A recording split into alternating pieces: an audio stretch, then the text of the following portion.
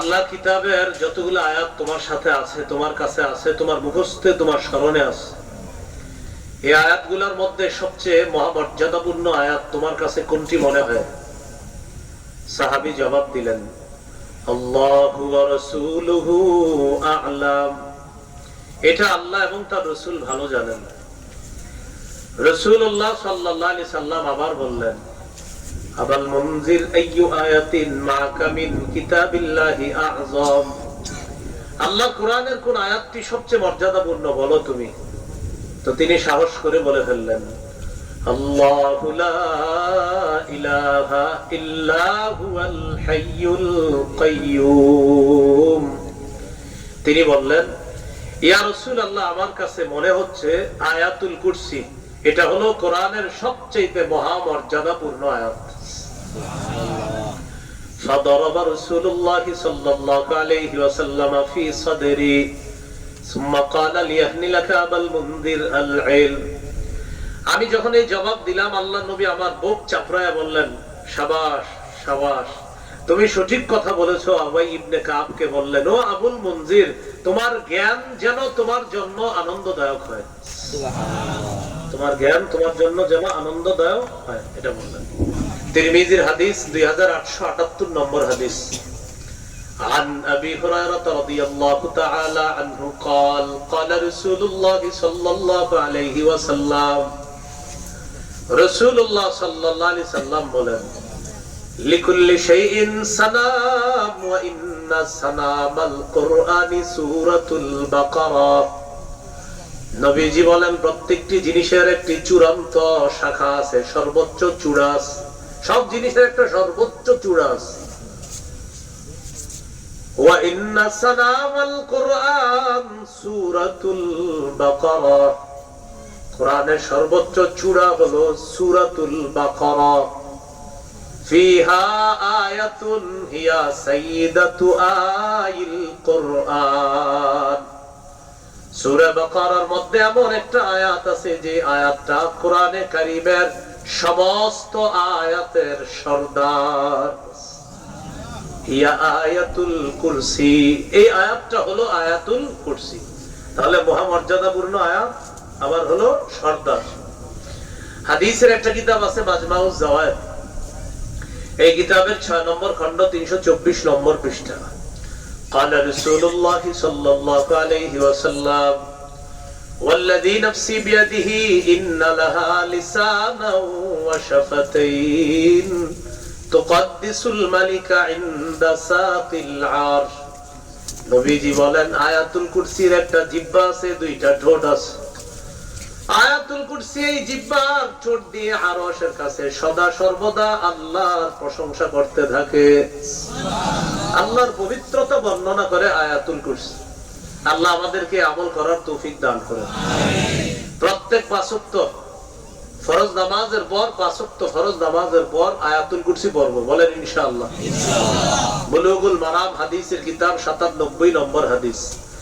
قال رسول الله صلى الله عليه وسلم من قرأ آية الكرسي دبر كل صلاة مكتوبة لم يمنعه من دخول الجنة إلا الموت।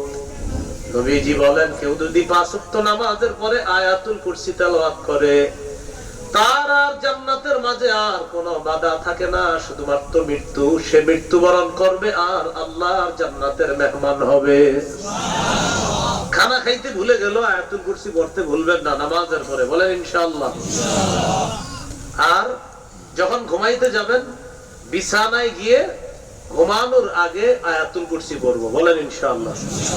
এই বিদ্যা শিখাইছে ইবলিস। কে শিখাই দিছে বলেন না? কে? ইবলিস বিদ্যা শিখাই দিছে। কিভাবে দেখেন, সহিহ বুখারীর বর্ণনা 2311 নম্বর হাদিস। এই হাদিসের বর্ণনাকারী আবু হুরায়রা রাদিয়াল্লাহু তাআলা আনহু। আবু হুরায়রা রাদিয়াল্লাহু তাআলা আনহু বলেন, ওয়াক্কালানি রাসূলুল্লাহ সাল্লাল্লাহু আলাইহি ওয়াসাল্লাম ফি হিফজি যাকাতি রমাদান। আবু হুরায়রা রাদিয়াল্লাহু তাআলা আনহু বলেন, আল্লাহ নবী আমাকে রমজান মাসে সদকাতুল ফিতর পাহারা দেওয়ার জন্য নিযুক্ত করলেন। রাতের বেলা আমি পাহারাদারি করতেছিলাম। আতানি রাতের বেলা একজন চোর আসছে, আসার পর ফাজালা ইয়াহসু মিনাত তাআম, সদকাতুল ফিতরের খাদ্যের গুদামের মধ্যে চোর হাত দিছে। ফাখাসতুহু, আমি চোর ধরে ফেললাম। চোর ধরার পর আমি বললাম লা আরফা'আন্নাকা ইলা রাসূলিল্লাহি সাল্লাল্লাহু আলাইহি ওয়াসাল্লাম, আমি তোমাকে আল্লাহ নবীর কাছে নিয়ে যাব, নবীর কাছে আমি তোমাকে পেশ করব।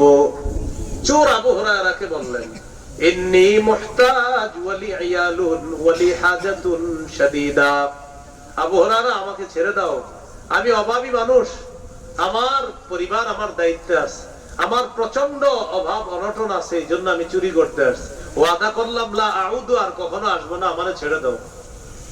আবু হুরায়রা রাদিয়াল্লাহু তাআলা চোর ছেড়ে দিস। তিনি বলেন ফাসবাহতু, যখন আমি সকাল করলাম, সকালবেলা আল্লাহ নবী আমাকে দেখার পর বললেন মা ফাআলা আসিরুকাল বারিহা ইয়া আবা হুরায়রা, আবু হুরায়রা রাতের বেলা তোমার বন্দী তোমার সাথে কি আচরণ করেছে বলো, চোর তোমার সাথে কি করছে রাতে বলো। মানে আবু হুরায়রা নবীরে কিছু বলার আগে আল্লাহ ওহীর মাধ্যমে নবীরে জানায় দিয়েছে।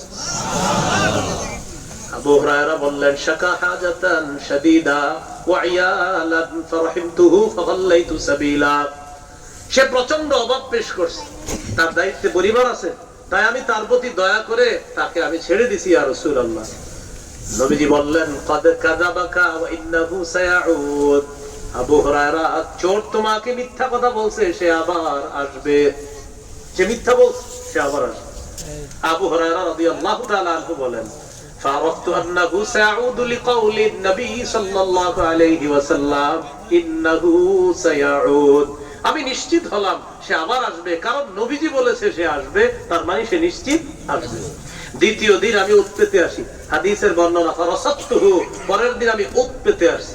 উট পেতে বুঝেননি ধর্ম, একদম প্রস্তুত আছে, আজকে আসলেই খবর আছে।